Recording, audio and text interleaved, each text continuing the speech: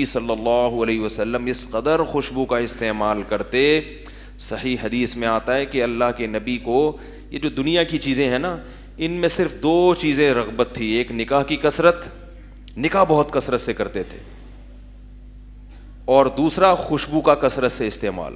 باقی دنیا کی کسی چیز کو نبی نے بس ہاتھ نہیں لگایا. پسند تو بہت ساری چیزیں ہوں گی لیکن اس کی طرف گئے نہیں.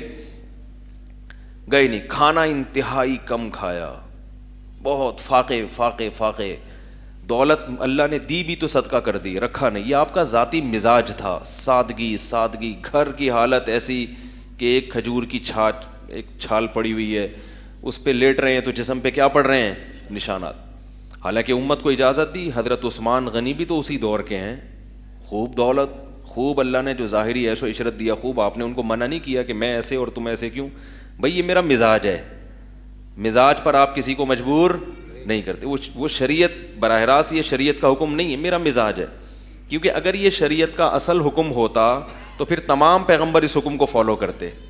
جبکہ سلیمان علیہ السلام نے اس طرح سے زندگی نہیں گزاری, حالانکہ وہ بھی اللہ کے سچے پیغمبر. قرآن بہت تعریف کرتا ہے سلیمان علیہ السلام کی, ان کے ٹھاٹ بھاٹ ہی الگ تھے.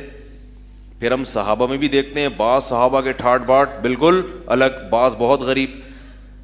تو یہ نبی کا مزاج تھا کہ نہ مجھے دنیا سے طبی رغبت نہیں ہے, مسافر خانہ ایسے ہی گزارا کرو.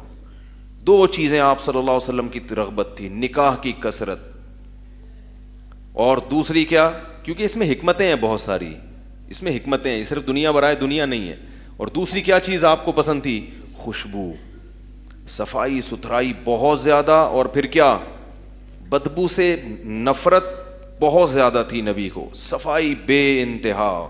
میں نے ایک بیان کیا ہے نا کہ ہمارے نبی کی سنت دانت صاف کرنا نہیں ہے, دانت صاف رکھنا ہے.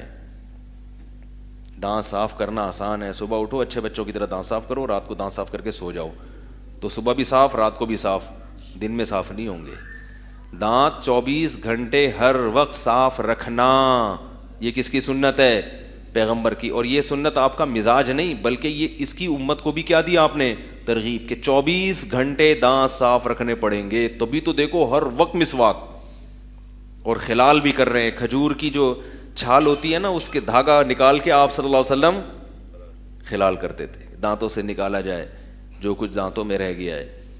تو آج میں دیکھتا ہوں کوئی مسکراتا ہے, آدمی کہتا ہے یار پیسے لے لو, مسکراؤ نہیں آپ پلیز, گھن آ رہی ہے دانتوں کو دیکھ کے. یہ تو ان کی بات کر رہا ہوں جو صبح شام دانت صاف کرتے ہیں, جو کرتے ہی نہیں ان کی. اور پھر اس سے بھی ایک اوپر کا درجہ ہے گٹکا خوروں کا, پان خوروں کا. گٹکا, پان بھی بری چیز ہے, اس سے آگے کی چیز کیا ہے؟ گٹکا. تو یہ کہاں نبی کی طریقہ ہے بھائی؟